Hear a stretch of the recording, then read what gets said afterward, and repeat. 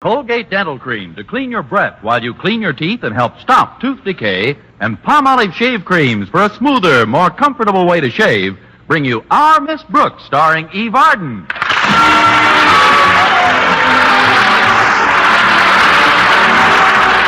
time once again for another comedy episode of Our Miss Brooks, under the direction of Al Lewis. Well, in the daily life of Our Miss Brooks, who teaches English at Madison High School, teaching itself only takes up a portion of her time. This leaves a number of free hours each day to pursue an outside interest. But it doesn't leave quite enough free hours, especially since my outside interest refuses to stand still long enough for me to drop a net over him. In fact, lately, I've even considered taking up another outside activity besides Mr. Boynton, like the one my landlady began recently. Mrs. Davis was quite reticent about her hobby until last Wednesday morning at breakfast, when she gave me a broad hint. Notice anything different about the table this morning, Connie? Well, the big catsup stain in front of my place is gone. It's under your egg cup, dear. Yes, again. Oh, of course. The big bowl of apples in the center. What a delicious display. I'm glad you like it, Connie. It's a hat. Who designed it? William Tell? No, I did. You probably don't know this, but years ago, I used to design hats like mad. Why, you mad hatter, you. I never would have suspected. You seem so normal in some other respects. Well, I haven't had the yen in years, but last week my brother Victor sent me some samples of the material his firm makes, and you know my brother Victor, don't you? I've heard you speak of him quite often. He's a peculiar man, Victor.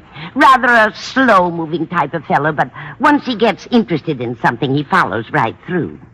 The last couple of years, he's been up to his ears in plastics. No wonder he's slow-moving. But what has plastic got to do with your designing hats again? That's what they're made of. I'll bet you've never even noticed that this is really 2 hats in one. 2 in one? Yes.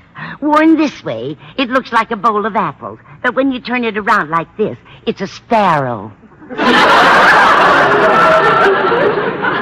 Well, what a novel idea. If you're out with a man you like, you tempt him with an apple. And if your date is a drip, he gets the bird. I've got 4 of them all made up so far.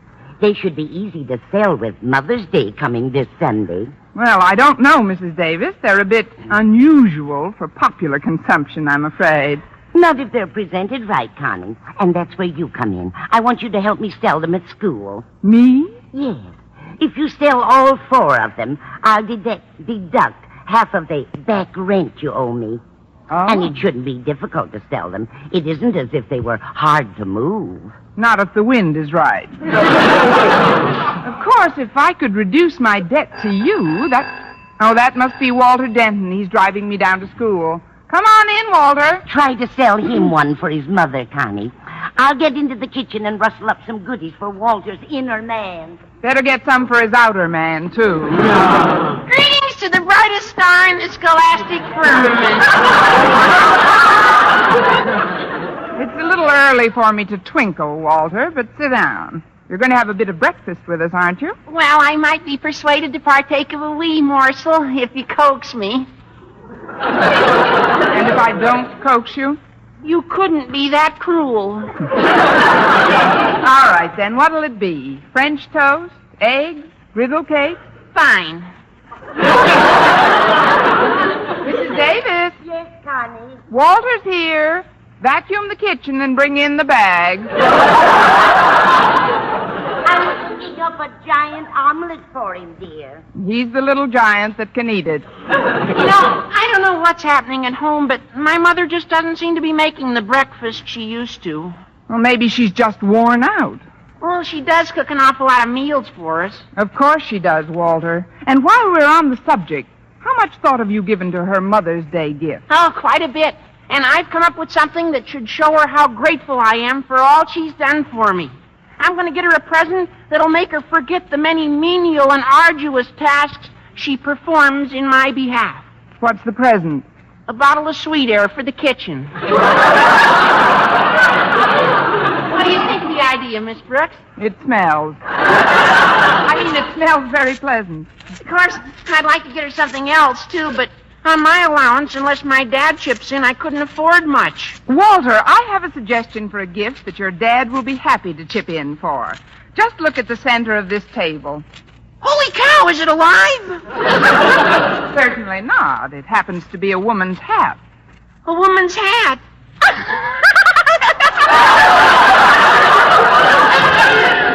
You're joking, of course. Joking nothing. I'm wearing it to school this morning. Say, that'd make a wonderful decoration for our dining room table at home. Mother always likes to have something gay and colorful in the center of the table. That's what I say. It would make a wonderful decoration for your dining room table at home.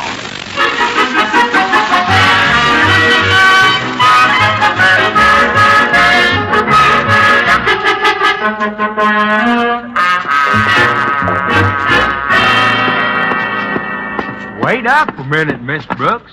Who's that? It's me, Tex Barton. Howdy, ma'am. Howdy, Tex. You seem in a hurry, ma'am. Why, when I flagged you, you was barreling across this campus like a doggy that just smelled a branding iron. Well, it's not that bad. Although I do have to see Mr. Conklin before class. Well, Glory be to Sam Houston. And hallelujah to Dave Dallas. What's up?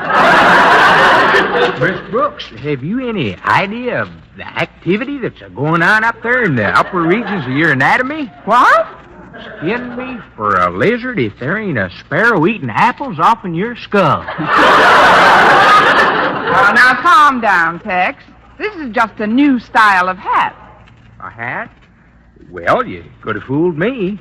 By the way, Mother's Day is just around the corner. Have you decided on a gift for your mother yet?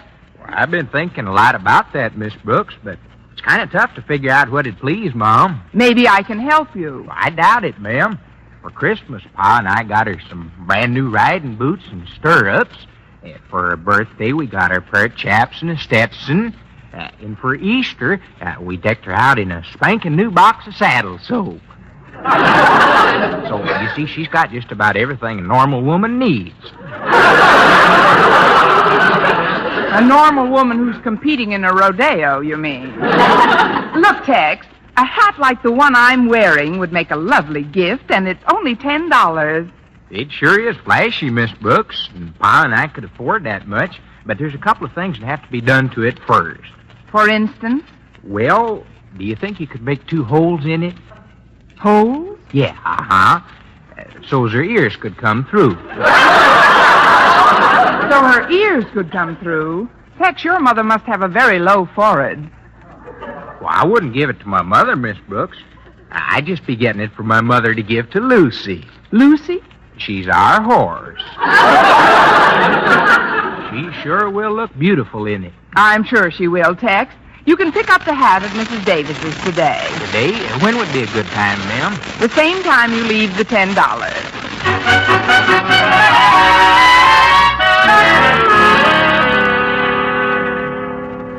But, Daddy, please be reasonable. There isn't time for me to pick out your Mother's Day gift. I didn't ask you into my office to argue, Harriet. I should think you'd want to see your mother receive a nice present. I do, Daddy, and I'm getting her one with most of my allowance.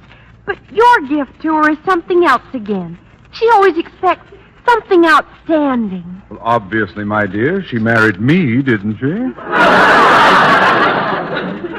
Yes, but about other things, she's pretty particular. I wouldn't mind selecting something for you, but you always insist that I find a bargain. There's nothing wrong with being frugal, Harriet. It's a bit... Come in. Good morning, Mr. Conklin. Hello, Harriet. Hi, Miss Brooks. Hello, Miss... Good grief! Something has alighted on your hair. But, Mr. Conklin... Don't stand there, Harriet. Get a net. Maybe we can trap it for our nature study group. It happens to be a hat, Mr. Conklin. It's very exciting, Miss Brooks. Now, if you'll excuse me, Daddy. Very well, but I'll talk to you later, Miss Important. Bye, Miss Brooks. Mr. Conklin, knowing how fond of brevity you are, I'll come right to the point of my visit. Sunday is Mother's Day. How would you like to buy a hat like this for Mrs. Conklin? For Mrs. Conklin? Yes, don't you think she deserves something like this? Well, she has been a source of great irritation on occasion. No, I'm not interested, Miss Brooks. If I can sell one of these hats, it will help get me out of debt, Mr. Conklin. Besides, it's a real bargain. I'm sorry, I'm definitely not in... Did you say a bargain, Miss Brooks? Yes, sir. Much cheaper than you can get it on the open market. Where did you get it? Let's just say I have access, Mr. Conklin. These hats aren't hot, are they? Hottest thing in town? Oh, you mean stolen? No, sir, they're not stolen. Although you could call them a steal at $10 each. $10? For a few apples and a small sparrow? It's evident, Mr. Conklin, that you haven't heard how meat and fruit have gone up. But think of how exclusive this hat is. Well, for my wife, it would have to be, Miss Brooks. She has an absolute fanatic approach on individualized apparel. She wouldn't be caught dead in anything that even resembled what someone else was wearing. Mr. Conklin, when it comes to this hat, I give you my unqualified guarantee. You do? Absolutely. Believe me, she won't be caught dead in it.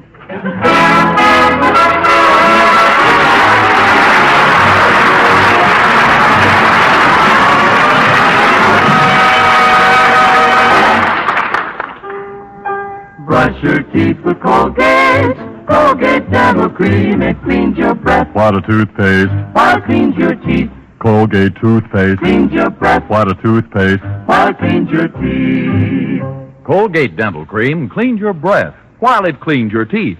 And the Colgate way stops tooth decay best. Yes, the Colgate way is the most thoroughly proved and accepted home method of oral hygiene known today. Over 2 years' research showed brushing teeth right after eating with Colgate Dental Cream helped stop more decay for more people than ever before reported in dentifrice history. The Colgate way stopped tooth decay best. No other dentifrice, ammoniated or not, offers such conclusive proof. And you should know that Colgate's, while not mentioned by name, was the only toothpaste used in the research on tooth decay recently reported in Reader's Digest. So always follow the Colgate way to clean your breath while you clean your teeth and stop tooth decay best. Brush your teeth with Colgate. Colgate Dental Cream. It cleans your breath. What a toothpaste. While it cleans your teeth. And the Colgate way stops tooth decay best.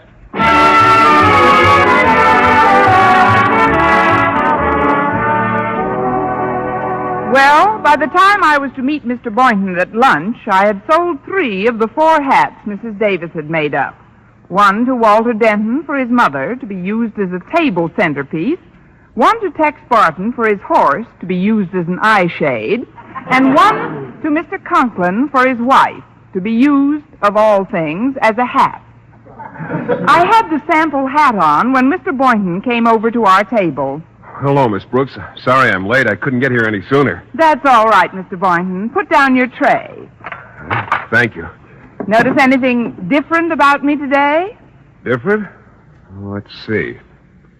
Well, for heaven's sake, I apologize for being late. You oughtn't to go to such lengths to chide me about it. To chide you? Well, yes, after all, this is a public eating place. You shouldn't balance your dessert on your head. Dessert? Mr. Boynton, this happens to be a hat. I'm sorry, Miss Brooks. I'm afraid I dropped my cutlery. You should be more careful, Mr. Boynton. That knife might have dented your meatloaf. Oh, I'm sorry I frightened you so. Oh, I should be used to sights like this. When I was a kid, my mother always had some fantastic creations around the house. Really? How many brothers and sisters did you have? Oh, you mean half. Well, may I remind you, Mr. Boynton, that Mother's Day will soon be with us? Well, so will my mother. Yes, she's coming down this afternoon to stay through the weekend. Unfortunately, Dad has to stay home on business, but Mom and I are going to have a high old time. Have you made all of your plans for celebrating the holiday, Mr. Boynton? Yes, indeed. Oh, it's going to be one mad whirl for the both of us. I've got a 4-day itinerary all mapped out. Oh, what are you going to do? Well, on Thursday, I thought I'd show Mom the new wing of our public library. Friday, we'll do the Museum of Natural History, and Saturday, we'll have a go at the Botanical Gardens. Wow. Well, there's not going to be any let-up in the evenings, either. If we're not playing chess or checkers, I'll whip out the old domino set. By the way, can you think of anything that might add to the merriment, Miss Brooks? Yes, but I think the morgue is closed on weekends. That is, I do have a suggestion that might be quite a surprise for your mother. Oh, what is it? Why don't you get her a nice hat? You said yourself that she used to like unique hats. I'm sorry, Miss Brooks. I'm not interested. Oh, that's too bad, Mr. Boynton. It's a real bargain. Well, I'd like to get her something, of course, but this is just out of... Did you say a bargain? Never misses. Where did you get the hat, Miss Brooks? The truth is, I'm disposing of them for Mrs. Davis. They're only $10 apiece. $10 apiece? Get your jaw out of the potatoes, and I'll make it...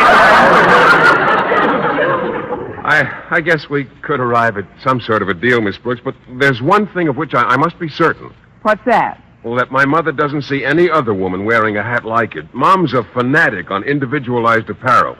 I'll sell her the very one I'm modeling today, Mr. Boynton. Bring her over to my place about 8:30 tonight, and we'll surprise her with it. All right, but you're sure now that she'll be the only woman to have this particular hat? While she's in town, your mother will be the only woman seen wearing this particular hat. Good. I'm going to get myself some dessert now, Miss Brooks. Would you like me to bring something back for you? Yes, I would, Mr. Boynton. I'd like a Coke. The 5-cent size will do. Very well. That's all I want right now, Mr. Boynton. Okay.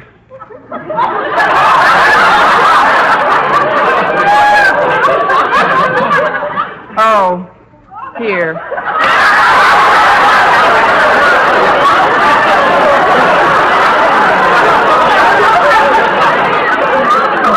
Thanks. I'll just be a minute, Miss Brooks. Take your time, Sporty. Somebody's got to teach him that money isn't everything, especially my money. Oh, well. Hello, Miss Brooks. I thought I'd find you here. May I speak with you for a moment? Oh, of course, Mr. Conklin. Thank you. Now, about that hat I agreed to buy for my wife, I want it to be a complete surprise. She mustn't see it until Sunday. I'll say she mustn't. I mean, it wouldn't be a surprise if she did. Now, there's one important factor we overlooked in our discussion this morning, Miss Brooks. I neglected to give you my wife's measurements. Well, I'll take them right now. How far apart are your wife's ears?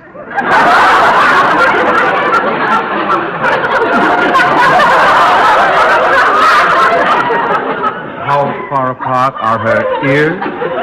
Sorry, that was another customer. What is her head size? Well, I don't know, but I'll find out this afternoon and check with you at home this evening. What would be a good time? After midnight. That is, any time, sir, any time at all.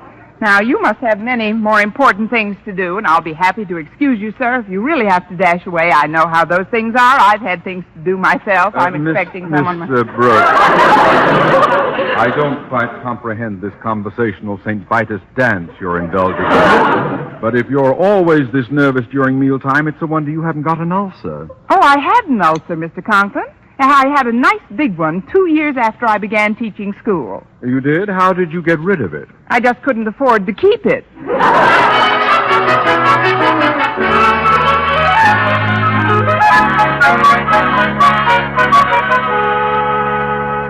I don't know what you're so jittery about, Connie. Everything's gone swimmingly so far.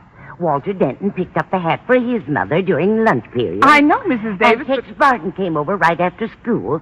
to get the specially prepared one you phoned me about. My goodness, but his mother must have long ears.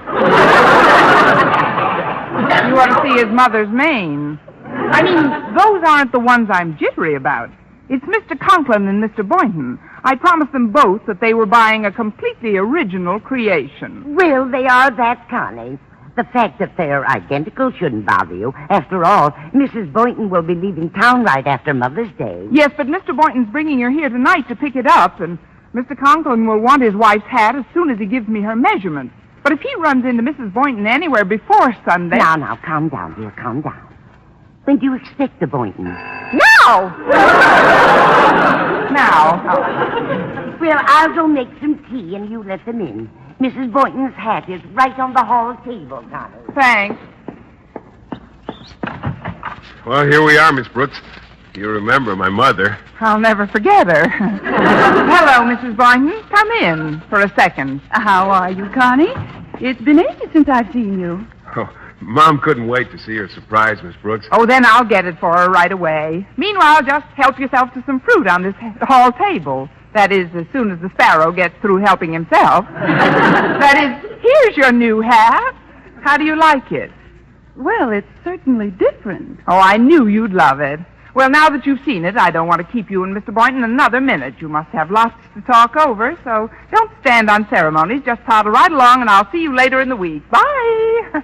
We're really in no great rush, Miss Brooks. As a matter of fact, Philip suggested that we might spend the evening with you. Oops. I told Mom you'd jump at the idea. I thought we'd play a few games of checkers, Connie. I'll never forget how exciting it was the last time we played.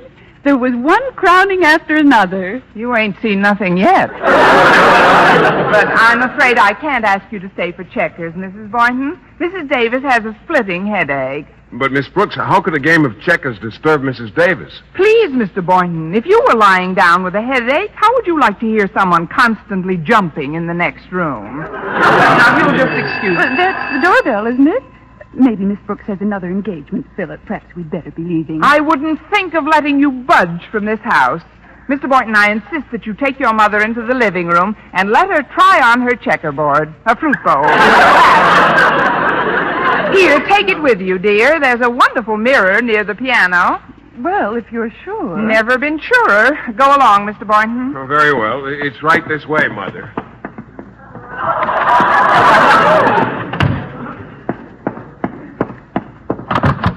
Hi, Miss Brooks. Walter, what are you doing here? It's 12 hours until breakfast. I have to bring the hat back, Miss Brooks. Aren't you going to ask me in? Not if I can help it. Well, I'll only be a minute. It's important. All right, but please hurry. What's the trouble, Walter? Well, I showed my dad this hat you sold us for a centerpiece, Miss Brooks. And he didn't like it? Well, he's crazy about it. But he wants a slight change made. He says if you'll wire it up so we can use it as a lamp, he'll give you an extra $3.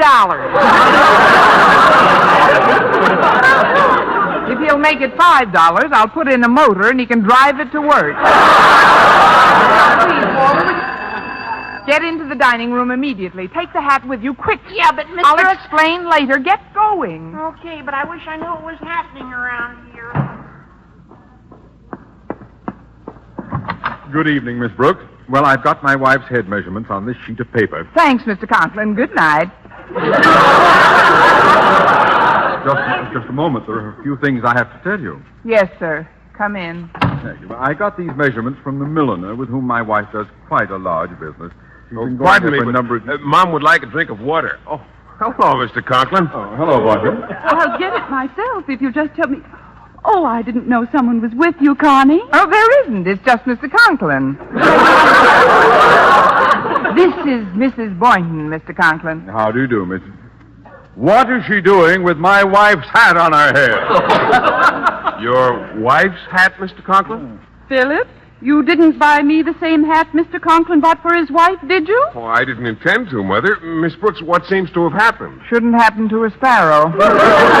Look, folks, there's been a slight mix-up, but I'm sure it'll come out all right by Mother's Day. After all, there are only two of you wearing the hats, and you won't be seen together anyplace. Well, that's true enough. You do have a point there. There's no air in that dining room, Miss Brooks. I didn't know you had company. Oh, this is Walter Denton, one of our pupils, Mother. Walter, this is my mother. Glad to know you, Walter. Same here, Mrs. Boynton.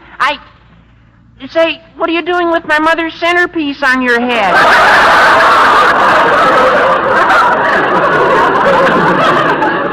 Your mother's centerpiece, Denton? Oh, hello, Mr. Conklin. Yeah, my dad and I are going to have it changed into a lamp before we give it to her, though. See, we'll put the wire right through here, and then we'll take... So, Miss Brooks, my wife and Mrs. Boynton are the only two people with these original creations. I'd give a lot to know just who else is wearing these assembly line specials. Oh, dear. Who is it?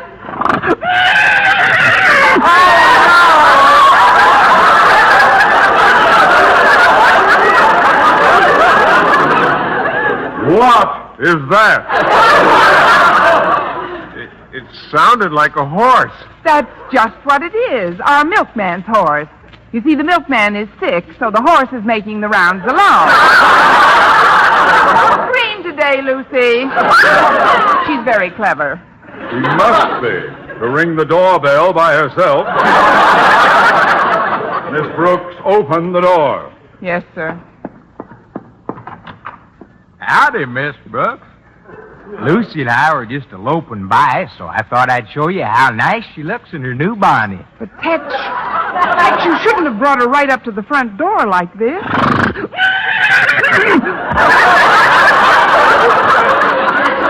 What is going on here?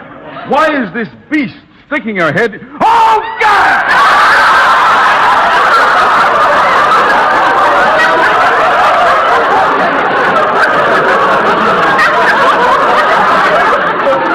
Even she's wearing my wife's hat. And my mother's hat. You mean they got the same hat she sold me for Lucy, Miss Brooks? Yes, Tex, but it's... Shucks, if I'd have known that, I'd have never bought it. Lucy's a fanatic on individualized apparel, I know. Miss Brooks, just what do you propose to do about these hats?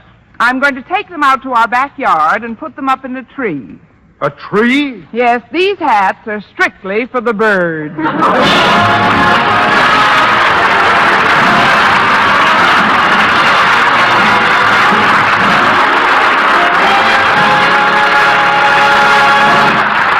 Arden returns in just a moment. Now, the case of the close scrape featuring Arthur Griffin, mail carrier. Here's what Mr. Griffin told us. Listen. Here's exactly what happened. Shaving was just one close scrape after another for me, and then I discovered Palmolive lather shave cream and a new, different way to shave. Palmolive's oceans of rich, thick lather ended my worries about scrapes, burns, and nicks. Why, even in cold or hard water, that Palmolive lather way is super smooth, super comfortable. Take Arthur Griffin's advice, men. The new Palmolive lather way gets beards really soft, and it provides a protective film that actually floats your razor's cutting edge. You get a clean, close shave every time without worry about scraping or nicking, even in cold or hard water. Arthur Griffin and 1,200 other men tested Palmolive lather cream following package directions, and 3 out of 4 reported smoother, more comfortable shaves the Palmolive shave cream way, no matter how they shaved before. Better get Palmolive lather shave cream. Remember, even in cold or hard water, the Palmolive lather way means smoother, more comfortable shaves.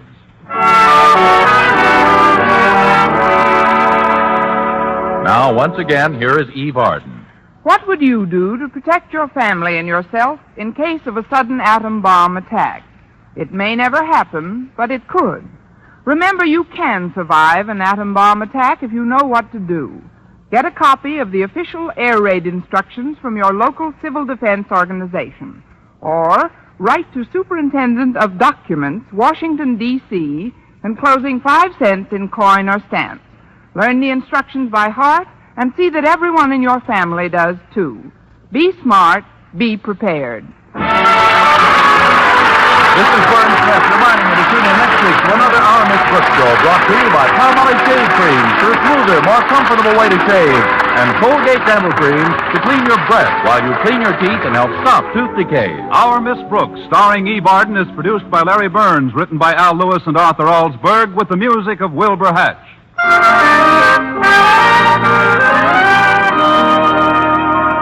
Listen to this. With Marvelous Vel, V-E-L, you can save 90% of dishwashing work. A quick soak in Vel Suds gets dishes and glassware shiny clean. Even if a bit of food should cling, a touch with a dishcloth gets rid of it fast. Yes, Vel's activated suds lift off and carry away food and grease. So all dishes need is a quick rinse and they dry sparkling without washing or wiping. All pots and pans need is a soaking with Vel Suds. Then you can wash them shiny clean without hard scouring. What's more, Vel is a miracle of mildness. So get new Vel. Save 90% of dishwashing work. Our Miss Brooks came to you transcribed.